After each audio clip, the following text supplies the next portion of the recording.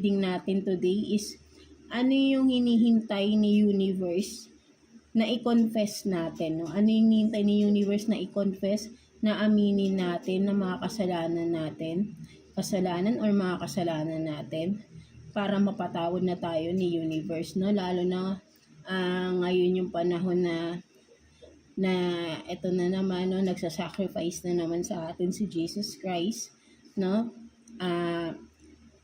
Siya na naman yung magbabayad ng mga kasalanan natin. So, ano yung mga kailangan nating i-confess, hinihintay ni universe sa atin na i-confess natin, aminin natin na mga kasalanan natin sa sarili natin, sa kapwa natin, no? At para mapatawad na tayo, no, ni universe, ng ating source, no, kung sino man yung tinuturing ninyong God, right? Ng mga goddesses ko. So, yeah. So, let's start with Scorpio. Kamusta kayo dyan, mga Scorpio natin? Let's see, ano yung dapat nyong i-confess? Aminin na pagkakamali ninyo sa sarili ninyo na hinintay na rin ni universe na i-confess ninyo, no, mga Scorpio natin. No? So, let's see. Kuha tayo ng 4 cards for you. Scorpio, let's see, ano yung dapat mo nang aminin, mga Scorpio natin. Let's see. 4 cards for Scorpio, please. No, tingnan natin. For Scorpio.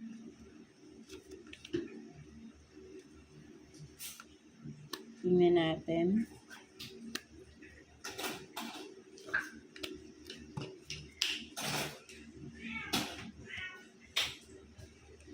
So, you have this, the Emperor in reverse, the Magician, 3 of Swords, Ace of Cups.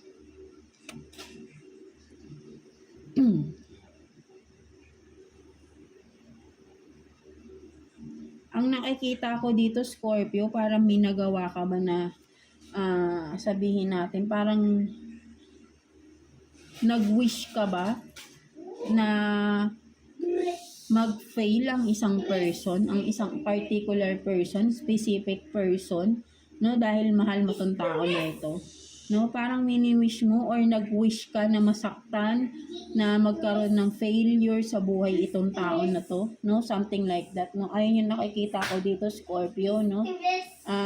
Pero mahal mo tong tao na ito, no?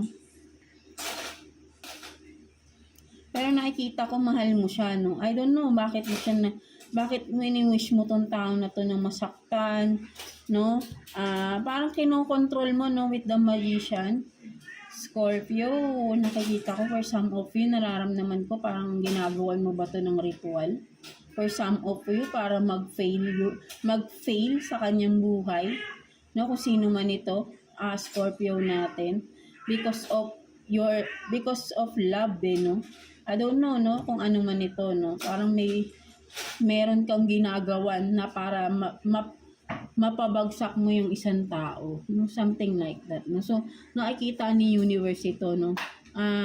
Meron kang nagawa na naging failure ng isang specific person, no? So, nakikita ko rito, sinasabi ni universe sa'yo na i-confess mo na to, tigilan mo na to, itong ginagawa mo, mga Scorpio natin, no? So, ayun yung nakikita ko rito, no? Dahil sa pagmamahal, no, kaya mo to nagagawa, Scorpio natin, no? So, ayun yung nakikita ko rito. For some of you lang to, no?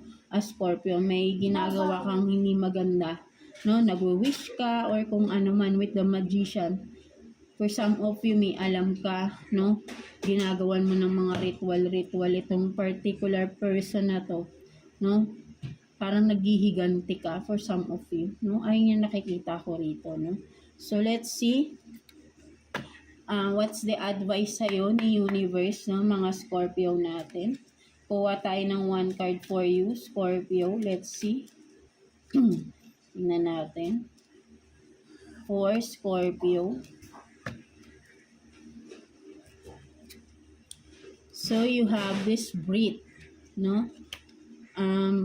The calmer you are, the more time slows down and the easier it is to get everything done. So nakikita ko talaga rito na nagre-ritual ka, mga Scorpio natin, no? Parang meron ka talagang ginagawa for some of you. Nakikita ni universe yung ginagawa mo.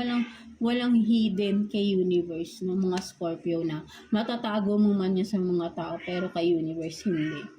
No? So alam mo na rin dahil alam kong may alam ka sa mga ganito, alam mo yung balik niyan. So aminin mo sa sarili mo, alam mo yan na mali yung ginagawa niyo. So, alam mo yung dapat mong gawin dito, mga Scorpio natin. No? So, let's see. Yeah, that's it for you, Scorpio natin, no? Kung sino lang yung makaresonate dito, no, mga Scorpio. So, yeah, that's it for you, mga Scorpio. God bless you all and thank you for watching, Scorpio.